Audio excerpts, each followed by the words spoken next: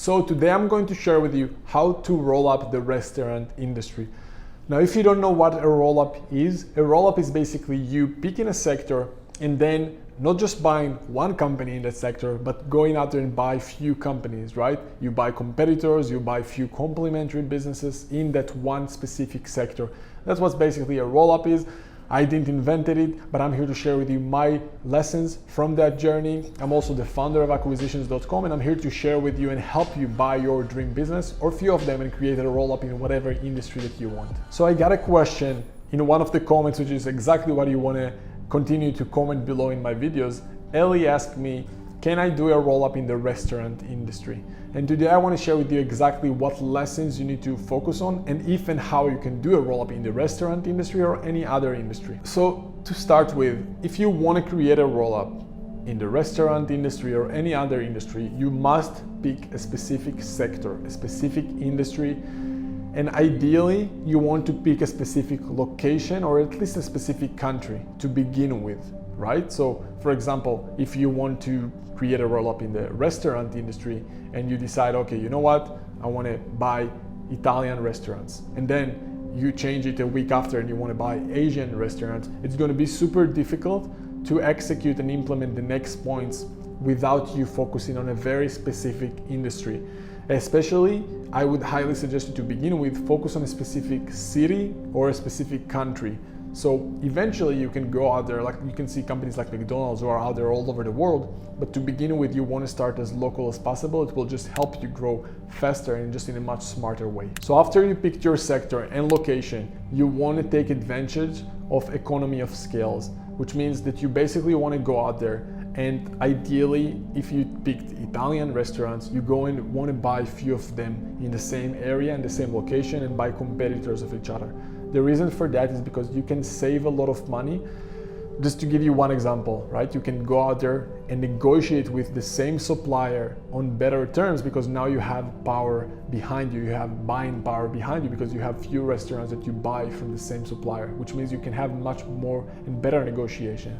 It means that you can also save money on different departments. Let's say you have different Italian restaurants. Every company needs to have their marketing, their sales departments, their operations department, right? Their finance department. You don't need to have duplications in each of those businesses. You can save costs on literally just keeping one marketing department or one sales department or just one operation department, right? And then you can save a lot of money on that. Let's say you have different office spaces. You don't need all of those office spaces. You can keep just one, right? And then save a lot of money on rent in those different locations. When you take advantage of those things, that's where you can have a lot of upside because all of those cost savings are going to go down to your bottom line, to your profits, and it's all going to go to you basically. The next step when you decide to do a roll-up is to consider sticking to just one brand, right? The fact that you build one specific brand will just build your value in that business much more versus you having different brands under the same umbrella, under the same holding company.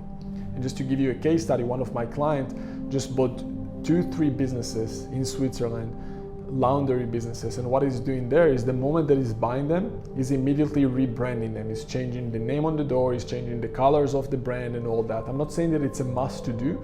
It also really depends on who is the owner. Does the owner care even about you changing the name or not? But when you build one brand that is going to be all over the place, all over your city or country, the value of that brand is going to be worth much more because people are going to get to know you over time versus you having different brands under the same holding company. Now, in the end of the day, whatever roll-up you want to do in whatever industry, you gotta make sure that you have the full support around it. You understand how to save costs on things like accountants and lawyers and how to do the right due diligence on deals, or how to use OPM and other people's money as much as possible, and how to find the best deals and the motivated sellers that you can actually buy the business from. Unless you have that full process and that full A to Z understanding of how to even start and where to even begin with that process, right? So if you just picked a sector, that's good, but what's next? Where do you find the money? Where do you find the right deal? How do you negotiate? How do you make sure that you're not paying more than needed on the deal, which is going to hurt you long term? I know a lot of companies who tried to grow by acquisitions and then lost a lot of money just by paying the wrong amount on due diligence for accountants and lawyers. or they didn't know how to even negotiate terms with them. So make sure you don't make those mistakes and have the full process and have support around you and accountability and mentorship. And if you want to learn how that works for me and how it works for my clients, we're going to put here a link that you can go and join right now. But either way, like this video if you got some value from it. Let me know in the comments below what you think. And one of the biggest questions that I'm getting from people is about private equity. They're asking me if private equity is working right now the same way that it used to work 5, 10, 20 years ago, right? They're looking at the big private equity firms out there and they're asking me, hey, what worked 20 years ago? Is it still working right now? And it's a great question, which is exactly why I created this next video for you. So if you want to go and check it out, I highly suggest you so you understand exactly what the difference is between private equity now and private equity many years ago. So go and check this video right now and I'll see you there in a bit.